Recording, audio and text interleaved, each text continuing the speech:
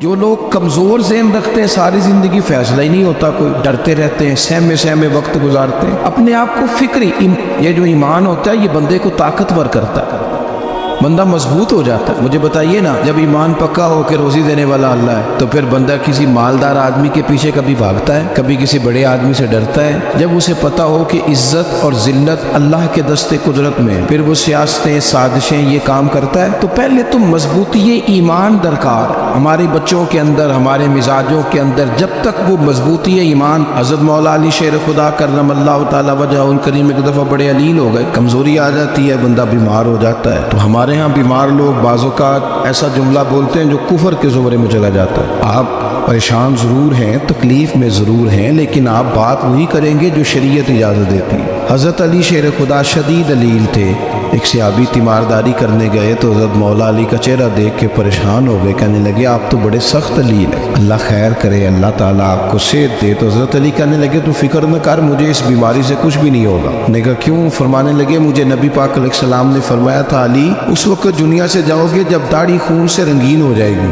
تو اس کا مطلب ہے میں خنجر کے وار کے ساتھ شہید کیا جاؤں گا، میں بیماری سے دنیا میں نہیں جاؤں گا، میں یہ بیماری سے مجھے کچھ بھی نہیں ہوگا، اللہ مجھے شفا دے دے گا، چونکہ حضور نے فرمایا کہ ساڈے نبی دی زبان ساڈے واسطے قرآن۔ تو سب سے پہلے تو اپنے ایمان کے اندر، توکل کے اندر مضبوطی پیدا کریں۔ مسلمان دیکھو نا، نماز پڑھنے سے روزی میں برکت ہوتی ہے، تو پھر اس کا مطلب یہ ہے کہ جب ٹائم آئے نا نماز کا تو گاہک جتنے مرضی کھڑے ہوں پھر دکان بند کرنی چاہیے، پھر نماز پڑھنی چاہیے، کیونکہ روزی تو اللہ نے دینی ہے، گاہکوں نے تو دینی۔ تو سب سے پہلے ضروری ہے مضبوطی ایمان، توکل، اللہ کی ذات پر بھروسہ۔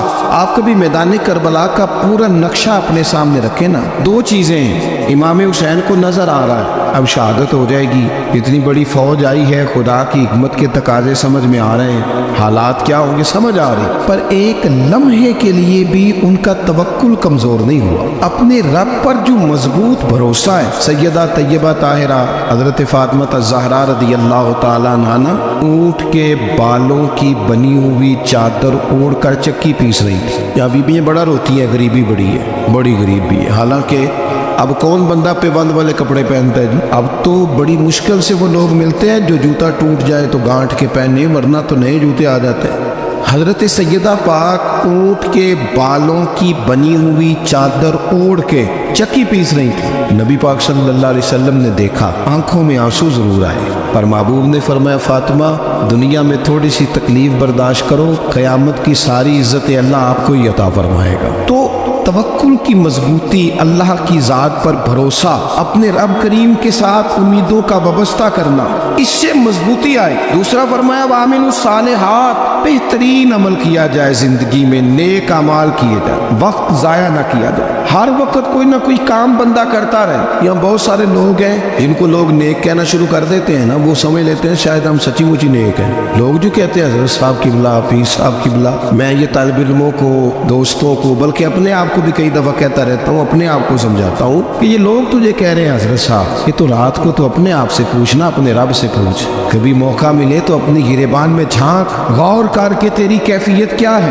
تنہائی میں تیرا دل اللہ سے جڑتا ہے کہ نہیں، عبادت میں دل لگتا ہے کہ نہیں، خدا کا خوف دل میں رہتا ہے کہ نہیں، غریب کی محبت، عزیزوں قربت والوں کا احساس طبیعت میں موجود رہتا ہے کہ نہیں۔ ایسے تو میرا مطلب ہے، لوگ کہہ دیتے حاجی صاحب آپ بڑے سخی ہیں، تو اس سے تو نہیں نا بندے نے سخی ہونا، سخی تو تب ہونا ہے جب اللہ کی بارگاہ میں مقبول ہو۔ اعمال صالحہ، نیک کام، اور وہ کرتا رہے بندہ، کوئی بھی کام اسے نیکی کا مل جائے نا۔ دیکھنا اپنا معیار ہر انسان نے بنایا ہوتا ہے کامیابی کا۔ کچھ لوگوں کا خیال یہ ہوتا ہے کہ بچے میرے پڑھ گئے، اپنی اپنی جگہ پہ سیٹ ہو گئے، میں اب بڑے سکون میں ہوں۔ کچھ کی رائے یہ ہوتی ہے کہ میں نے سب بچے بچیوں کا بیاہ کر دیا ہے، گھر میرا بن گیا ہے، اب میں بڑے آرام میں ہوں، قرار میں ہوں، سکون میں ہوں۔ تو اپنی اپنی رائے ہوتی ہے، لیکن حقیقت وہ ہے، اصل وہ ہے جسے اللہ کے قرآن نے بیان کیا۔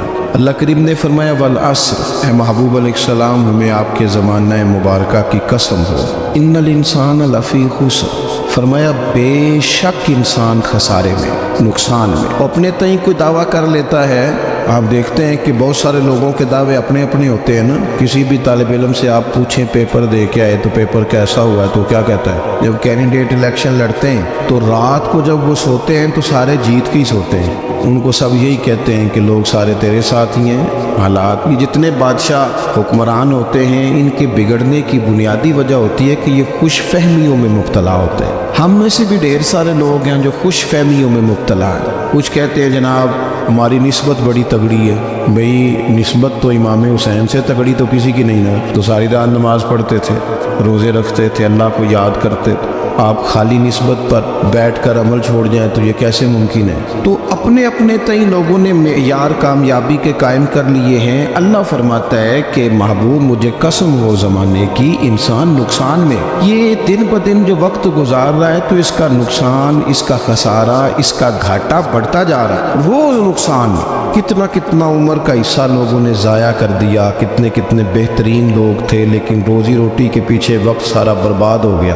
یہ رزق حلال کے لیے دوڑ دھوپ ہو وہ تو بڑی بات, لیکن تکبر کے لیے اور خواہشات, بیجا خواہشات کی تکمیل کے لیے, ایک دوسرے سے آگے بڑھنے کے لیے بڑا وقت ضائع کیا لوگ. اچھا کوئی بھی نہیں جیتا, خاندانوں میں بھی کوئی نہیں جیتا, برادریوں میں بھی کوئی نہیں جیتا, پر لڑائی ساری زندگی کی ہے. میں نے آگے گزرنا, میں نے آگے, حالانکہ کوئی کسی کو جیتنے دیتا ہی نہیں. اپنے اپنے تئی لوگوں نے معیار قائم کیے کامیابی کے. اللہ فرماتے ہیں بے شک انسان نقصان میں ہے, لیکن جس میں 4 خوبیاں پائی جائیں اللہ کا قرآن کہتا ہے وہ بندہ کامیاب ہو. کون کون سی؟ الا الذین آمنوا. سب نقصان میں نہیں سوائے ان لوگوں کے جو ایمان لائے. سب سے پہلے کیا کرے؟ ایمان ہو اس کے پاس, مضبوط ایمان. وعملوا الصالحات, اور ایمان بھی لائے اور نیک کام بھی کرے. اور صرف نیک کام نہ کرے, وتواصوا بالحق, لوگوں کو حق بات کی نصیحت بھی کرے. اور ظاہر ہے سچ بولے گا, حق بولے گا تو بڑے لوگوں کے مفادات کو ٹھیس پہنچے گی, کچھ لوگوں کو تکلیف بھی ہوگی. تو اب جب تکلیف ہوگی تو پھر مصیبت بھی آئے گی. تو اگر حق بات کہنی ہے تو پھر کیا کرے؟ وتواصوا بالصبر, اور ایک دوسرے کو صبر کی بھی وصیت کرے. 4 چیزیں پائی جائیں, ایمان, اعمال صالحہ, حق کی نصیحت, اس رستے میں آنے والی تکلیف پر صبر. اگر یہ 4 چیزیں میسر آتی ہیں تو اللہ کا قرآن کہتا ہے بندہ کامیاب ہے. اور اگر یہ 4 چیزیں نہیں تو پھر کوئی بندہ جتنا مرضی دعویٰ کرے, جتنا مرضی شور کرے, جتنا مرضی اعلان کرے, وہ کامیاب ہو سکتا. سب سے پہلے تو اپنا ایمان پکا کرے.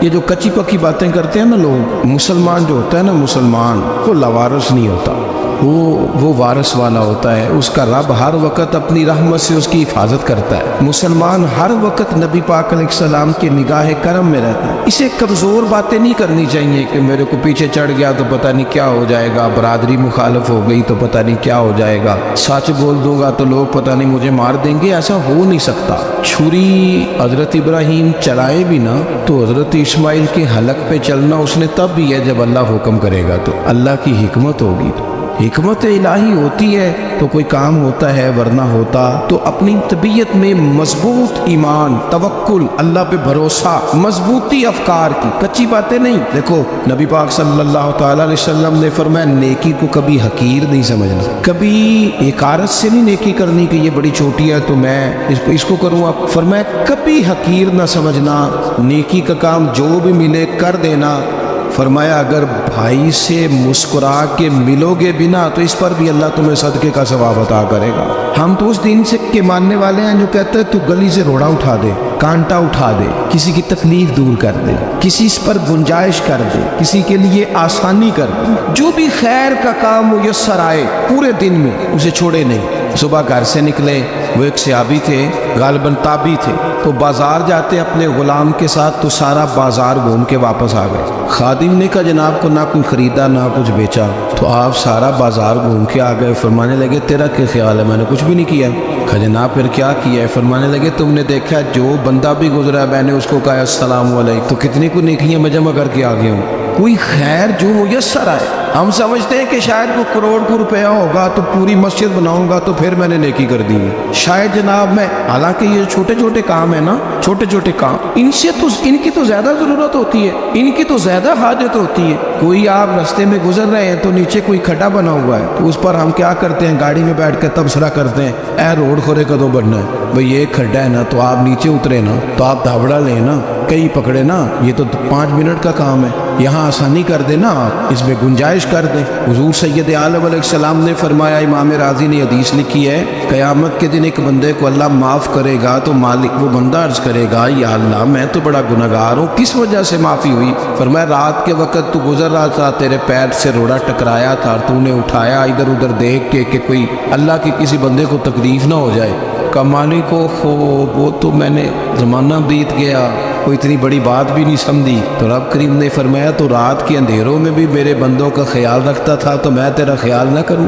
कोई अमल हमारे यहाँ लोग कोई काम नहीं करते, बिल्कुल नहीं, कोई काम नहीं, ना बड़े ना छोटे ना समझदार ना अनपढ़, कुछ भी नहीं। नशिस्तन गुफ्तन बरखास्तन, बैठो राज के गप्पे मारो, तबसरे करो, फलाना कुछ नहीं कर रहा, फलाना कुछ नहीं कर रहा, उसके बाद उठ के चले जाओ। कुछ करें, वामिलुस सालिहात, नेकियां जमा करें जिंदगी में, खजाना बनाए, खजाना, अपनी ड्यूटियां अपनी जिम्मेदारियां पूरी करें, हर वक्त काम, हर वक्त जिम्मेदारी, हर वक्त ड्यूटी। लेकिन ना इमाम हसन और हुसैन, इनकी आप कभी जिंदगी का मुताला करें, फर्ज नमाज के अलावा 100 रकत नमाज नफल रोज पढ़नी है, पता करना है गरीब कहाँ कहाँ है, उनका ख्याल रखना है, और नीरे पैसे नहीं देने। हमारे लोग गरीबों को पैसे जरूर देते हैं, इज्जत नहीं देते, उनको 4 पैसे की मदद जरूर कर देते हैं, पर इज्जत नफ्स का ख्याल नहीं रखते। इमाम ज़ैनुल आबिदीन रज़ी अल्लाह तआला अन्हु फरमाते हैं, गुजर रहे थे, आप देखें ना, इमाम गजाली हदीस लाए हैं कि बंदा और कुछ ना करे, किसी मोमिन का दिल राजी कर दे तो अल्लाह 60 साल की नफली इबादत का सवाब अता करता है। दिल बदस्तावर की हज अकबर अज हजारा का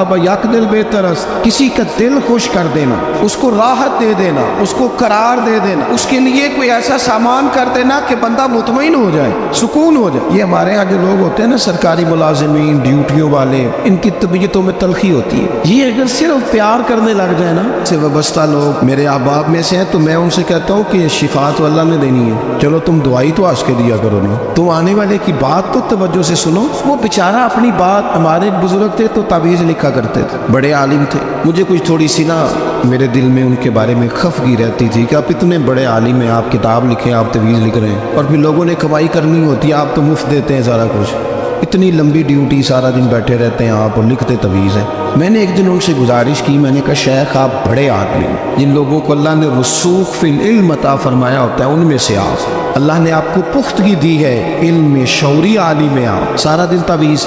फरमाने लगे यार मैं तवीज़ नहीं लिखता, असल मसला ये है कि जो तवीज़ लेने आता है वो अपना सारा दुख सुनाता है, तो मैं तवीज़ नहीं लिखता, मैं ना बस लोगों के कलेजे ठंडे करता हूँ। मैं किसी का, अब तो बच्चों के पास टाइम ही नहीं, वो तो अब्बा का दुख नहीं सुनते, तो बैठते ही नहीं। अम्मा कह रही होती है कि पुत्र को 10 मिनट मेरे पास भी बैठा कर, लेकिन पुत्र मसरूफ बड़ा, वीडियो चढ़ानी है उसने। हम उलझ गए। ये चीज़ें इंसान को नफसियाती तौर पर कमज़ोर कर देती हैं। जो लोग ज़्यादा ये काम करते हैं उनके हाफ़ज़े कमज़ोर हो जाते हैं, वो उलझ जाते हैं, उन्हें पता नहीं होता रात मैंने क्या कहा था, सुबह में क्या कह रहा। हर वक्त नहीं, ज़रूरत के वक्त, हर टाइम नहीं, मखसूस औकात में।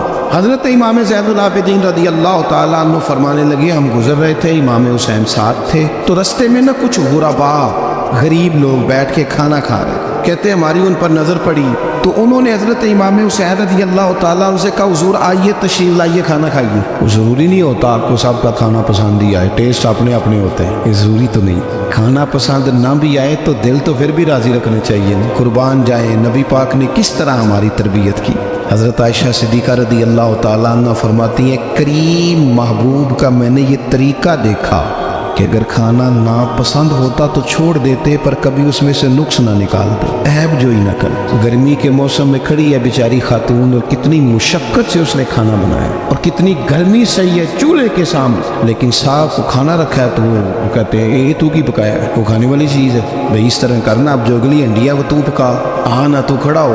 ये पता चले ये काम कितनी मुशक्क़त का है। जिंदगी में कुछ थोड़ा सा दूसरों का ख्याल रखना, ये भी तो दीन का हिस्सा है। आप अपनी जिंदगी में हमेशा अपने लिए सोचे, किसी और का सोचे ही ना। तो मेरे अजीज याद रखेंगे आप, इमाम ज़ैनुल आबिदीन कहते हैं नबी पाक सल्लल्लाहु तआला अलैहि वसल्लम ने ना हजरत इमाम अली मकाम की, इमाम हसन और हुसैन की इस तरह से कुछ तरबियत फरमाई थी कि गरीब परवरी उनके अंदर राज बस गई, मिजाज बन गया। वो गुरबा बैठे थे, दस्तरखान बिछाए सड़क के किनारे, तो इमाम हुसैन गुजरे तो उन्होंने आवाज़ दी, इमाम साहब लोग गए, कहने लगे हुजूर थोड़ी रोटी नहीं खा लेते हमारे साथ। तो इमाम साहब आ गए, नीचे बैठ गए गरीबों के साथ। कोई जुर्रत करे ना, चलो अमीरों ने तो गरीबों के साथ बैठने की जरूरत नहीं करनी, को पीर ही बैठ जाए गरीबों के साथ, वही मेहरबानी कर दे कि मैं पीर साहब हूँ कि बुलाऊँ तो मैं ही चलो लंगर खा लो मुरीदों के साथ बैठ के। हमारी तो महफिलों में भी ना जी, नात खानों का, मौलवियों का, दूसरों का खाना और होता है, और गरीब आदमी को शापर में चावल डाल के देते हैं और साथ उसे कहते हैं ये लंगर शरीफ है। भाई अगर ये शरीफ है, तबर्रक है, तो ये पीर साहब नहीं सी लंगदा, अड़ता है गले में लंगर उनको। ये लंगर शरीफ जो है ये नात खां को भी तो गुजरना तबर्रक है कि नहीं? हाँ ना तो करो ना, तो जेड़ी ज्यादा तबर्रक वाली शैफ है वो पीरा भी तो खानी चाहिए ना। नात खां को उसके लिए लहदा से मुर्ग मुसल्लम आला खाने। मैं अक्सर दोस्तों से कहता हूँ चलो मिलाद शरीफ पे ही सही सबके लिए अच्छा खाना पकाओ। चलो जिस गरीबों के बच्चों को बेचारों को सारा साल वो बोटियों के लिए लड़ते हैं, तुम मिलाद भी अच्छी रोटी पका दो, तो बच्चा जब खाएगा ना बहुत सारियाँ बोटियाँ और चावल, और अपने अब्बा से पूछेगा कि अब्बा जी आज की गल है, तो हो सकता है गरीब बाप रो ही पड़े और उसे कहे पुत्र तो आज राज राज के खाज साढ़े नबी पाक दा मिलाद शरीफ। तो इमाम हुसैन रज़ी अल्लाह तआला अन्हु ना आके गरीबों के बीच बैठ गए ज़मीन पे, उन्होंने कहा खाइए। तो वो जिस तरह वो खा रहे थे ना सादे बर्तनों में, सादे, इमाम हुसैन खाना खाने लग गए। मैंने कहा खैर का काम कोई भी मिले उसे ज़ाया, चलो और कुछ नहीं कर सकते थे, किसी को सड़क ही पार करा देना भी ना, चलो और कुछ नहीं कर सकते, तो आपको पता है कि सामने वाला बोझ लेके गुजर रहा है, आप थोड़ा सा हट जाएं रोड से, उसे गुजर लेने दें। कोई तो काम जिंदगी में, कोई इरादा तो खैर का बंदा करे। इमाम हुसैन बैठ गए, उनके साथ रोटी खाई, थोड़ी देर के बाद इजाज़त ली, फरमाया जाऊँ? कहने लगे हुजूर और खाइए। फरमाने लगे मैं तो अभी रोटी खा के आया था और आज तक ऐसा नहीं हुआ कि दोबारा खाना खाऊं, एक लुकमे की भूख नहीं थी, जितना भी खाया है ना ये तुम्हारा दिल खुश करने के लिए खाया है। गुरबा मसाकिन की व आमिलुस सालिहात, ईमानदार बंदा ईमानदारों जैसे काम करता ही अच्छा लगता है। 25 हज किया इमाम हसन और हुसैन ने मदीने से मक्के पैदल जाके। मैं कहता हूँ चलो हम बाजमात नमाज ही पढ़ लिया करें। चले हुजूर सल्लल्लाहु अलैहि वसल्लम ने फरमाया फजर की नमाज पढ़ के बैठ जाओ, इशराक चाश तक अल्लाह का जिक्र करो, 2 नफल इशराक के 2 चाश्त के पढ़ लो,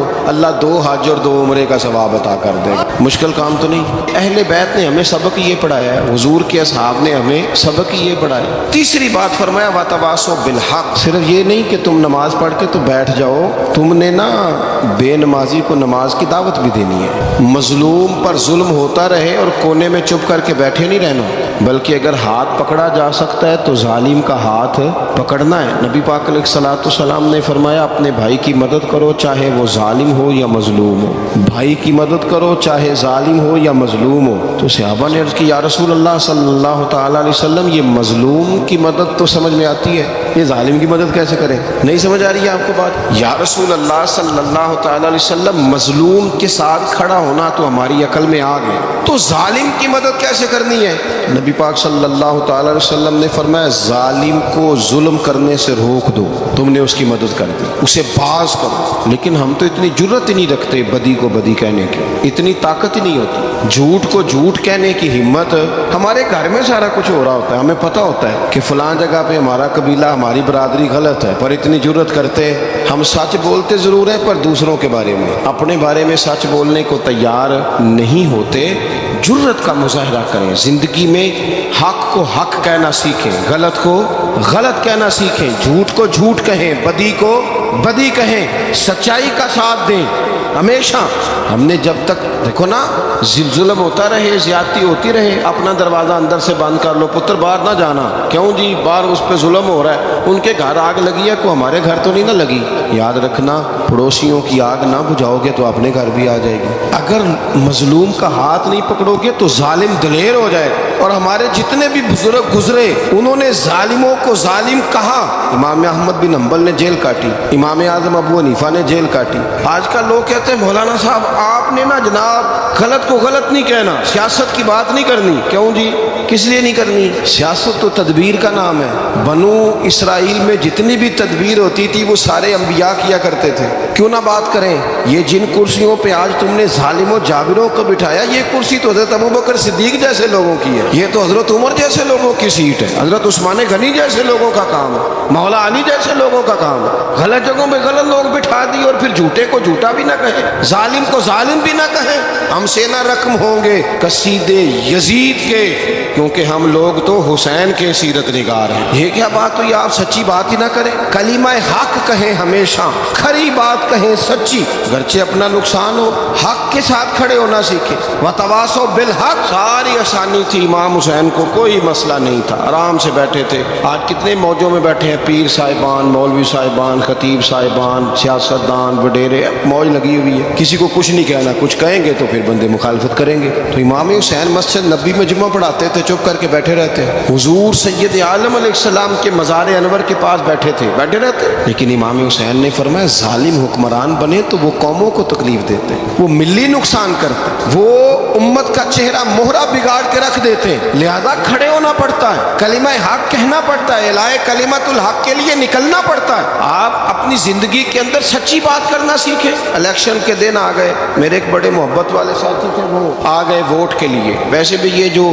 جو بیماری ہمارے ملک میں نا جی, ہمارے ہاں حکمران بعضوں کا کہتے ہیں اوے ہو جی جمہوریت بڑی ضروری ہے. وہ بھی کس مصیبت کا نام ہے جمہوریت. اقبال تو کہتے ہیں کہ یہ وہ چیز ہے کہ جس میں پتہ ہی کوئی نہیں ہوتا, پڑھے لکھے ان پڑھ کا, چھوٹے اور بڑے کا, سیانے اور بیوقوف کا. جمہوریت وہ طرز حکومت ہے کہ جس میں بندوں کو گنا کرتے ہیں, تولا نہیں کرتے رہتے ہو ہر وقت. قوم کو اس کا حق ملنا چاہیے, غریب کی مدد ہونی چاہیے, انصاف ملنا چاہیے. باقی یہ تمہاری کہانیاں ہیں ڈکٹیٹرشپ اور جمہوریت, اور ہمیں تمہاری سمجھ بھی نہیں آتی. ہر ڈکٹیٹر کے ساتھ ہوتے ہو, باتیں جمہوریت کی کرتے ہو, جہاں تمہارا دل کرتا کھڑے رہتے ہو. ہمیں تو کوئی اس سے غرض نہیں, کام ہونا چاہیے. بلکہ جو لوگ قوت نافذہ رکھتے ہیں انہیں سمجھنا چاہیے کہ ملک کی بھاگ دوڑ ہمیشہ مضبوط ہاتھوں میں رہے, اور وہ اس طرح کا نظام وضع کریں, مل بیٹھے سارے ادارے کہ غریب کی سنی جائے. وہ مجھے بڑی اچھی طرح یاد ہے جب وہ ایک حکومت ختم ہوئی اور جو ایک فوجی رہ کے گئے تھے 11 سال, ان کی حکومت آئی تو میں باہر نکلا تو ایک بزرگ تھے, وہ صبح صبح ناشتہ بیچا کرتے تھے ہمارے علاقے میں, چاول اور چنے بنے. تو میں نے ان سے کہا بزرگوں پتہ لگا جی رات کی حکومت بدل گئی ہے. تو فرمان لگے پتر جیڑا مرضی بھی آ جائے, میں تھے چول بیچ کے روٹی کھانی, ہمیں تو ان سے غرض ہی نہیں. اللہ جانے کون آیا کون گیا, تو کھیل تماشا بنایا ہوا ہے. تو جھوٹے کو جھوٹا کہیں. میرے ایک دوست ہیں الیکشن لڑتے ہیں, مجھے ایک دفعہ آ کے کہنے لگے آپ نے کبھی ووٹ نہیں ڈالا, اس دفعہ ضرور ڈالیں. میں نے کہا نہیں ڈالتا میں. کہنے لگے ووٹ قوم کی امانت ہے. تو میں نے کہا امانت کسی بے ایمان کو دے دوں؟ امانت تو امانت دار کو دی جاتی. نہیں سمجھے آپ بات؟ یہ سارے کہتے ہیں نا ووٹ قوم کی, تو امانت کس کو دینی چاہیے؟ صحیح بتاؤ. چلو ہوں تسی بولنا نہیں, بس دل وچ گل رکھنی, دل وچ دیندے ویسے امانت دارا نہیں ہونا. نہیں میں نے کہا بولنا نہیں, ہمیں کسی نے پتہ نہ لگ جائے. دیتے ویسے امانت داروں کو ہی ہونا. یہ اپنے دل سے پوچھو, فیصلہ لو, اللہ سے ڈرو. ظالم کا مددگار ظالم ہوتا ہے, ظالموں کا مددگار ظالم ہوتا ہے. وہ تیرے میرے ووٹ پر جیت کر جب ظلم کرے گا تو پھر کون ہے جو یہ دعویٰ کرے گا کہ جناب میں ظالم کا مددگار نہیں؟ سوچو سمجھو, غور کرو. امام حسین رضی اللہ تعالیٰ عنہ نے فرمایا سچ کو سچ کہیں گے, جھوٹ کو جھوٹ کہیں گے. یہ نہیں ہو سکتا کہ جناب ظلم ہوتا رہے اور چپ رہے. اور یہ سبق کہاں سے پڑھا انہوں نے؟ مولا علی شیر خدا سے. جب حضرت عثمان غنی رضی اللہ تعالیٰ عنہ پر بلوائیوں نے حملہ کیا نا, تو چونکہ حضرت عثمان غنی خالو تھے امام حسن اور حسین کے, حضرت عثمان خالو ہیں, سگے خالو ہیں. تو حضرت مولا علی شیر خدا نے یہ نہیں کہا کہ پتر اتنے بندے آ گئے ہیں, تلواریں ہیں, محاصرہ ہے, باہر نہ نکلنا, بلکہ حضرت مولا علی نے خود اپنے دونوں بیٹوں کو تلواریں پکڑائیں اور حضرت عثمان غنی کے دروازے پہ کھڑا کر کے کہا پتر خیال رکھنا تمہارے ہوتے ہوئے کوئی بھی شخص حضرت عثمان غنی کا دروازہ نہ کراس کر پائے. خود اپنے بچوں, ہر جنگ میں حضرت علی ساتھ لے کے جاتے تھے. ہم تو بچوں کو دلیری سکھاتے ہی نہیں, بزدل. اور کچھ ہمیں بابے مل گئے, وہ کہتے ہیں منڈے نو سایا ہے. میں کہ بابے نو آپ سایا ہے, انہوں بھی کرو دم کراؤ. اس کو نظری سایہ آتا ہے, کیسے نادانوں سے پالا پڑ گیا. کیا ہوتا ہے وہ سایہ؟ اچھے بھلے سیانے نوجوان بتی بند کر کے اندر لیٹا ہوا ہے بچہ, بابا کہہ گیا انہوں سایہ. بابا کہڑا کہہ گیا جڑا باہر روٹی لین آیا سی. بھی ایڈی پہنچی سرکار ہوندی تے ٹکر ہی گھر کھا لیندی. لوگوں کی قسمت کا حال بتاتا ہے, اپنی اتنی خراب ہے کہ مانگتا پھرتا ہے. کیا مذاق بنایا ہم نے اپنے ساتھ. تھوڑے سمجھدار ہو جائیں, ہر بندے کی بات کا اثر قبول نہ کیا کریں. مومن کے پاس طاقتیں ہوتی ہیں, جو جدھر لگاتا ہے چپ کر کے لگ جاتے ہو. ان الذین قالوا ربنا اللہ ثم استقاموا تتنزل علیہم الملائکہ. اللہ کہتا ہے تو ڈٹنا سیکھ، رب کا نام لے کے ڈٹ جا، رب تیری مدد کے لیے فرشتے بھی نازل کر دے گا۔ فرمایا یہ نبی مومنوں کے جانوں سے بھی زیادہ قریب ہے۔ ہم بڑا عام لفظ بولتے ہیں کہ فلاں چیز میرے دل کے بڑی قریب ہے، میری سوچ کے بڑی۔ جو لوگ دل کے قریب ہوتے ہیں ان کے پاس اٹھنے بیٹھنے کو دل کرتا ہے۔ تو اللہ کریم نے قرآن پاک میں فرمایا کہ یہ پیغمبر صلی اللہ علیہ وسلم تمہاری جانوں سے بھی تمہارے قریب ہے۔ اور حضور نے وضاحت کر دی، نبی پاک نے وضاحت کر دی۔ حضور نے فرمایا لا یؤمن احدکم حتی اکون احب الیہ من والدہ وولدہ والناس اجمعین، او کما قال نبی صلی اللہ علیہ وسلم۔ فرمایا تم میں سے کوئی اتنی دیر تک مومن ہو ہی نہیں سکتا جب تک ہر چیز سے بڑھ کر مجھ سے پیار نہ کرے۔ ایک مثال دے لوں، بات آسان ہو جائے گی۔ جس گھر کے اندر پیسہ بے شمار ہو، دولت بے شمار ہو، مکان ایک نہیں چار ہو، اور دنیا کی ساری آسانیاں گھر میں موجود ہو، سارے دوست میری بات میں توجہ کرنا، ہر شے ہو، بینک بیلنس بھی ٹھیک ٹھاک ہو، بچوں کا فیوچر سیف ہو، لیکن گھر کے اندر میاں بیوی کی صلح نہ ہو، بچے کہتے ہیں گھر میں ہر چیز ہے پر امی اور ابا کا جھگڑا ہر وقت جاری رہتا ہے، وہ گھر صحیح چلتا ہے؟ آپ نے بولنا اس لیے نہیں کہ یہ باتیں لوگ، یہ گھر کے اندر کی باتیں ہیں نا۔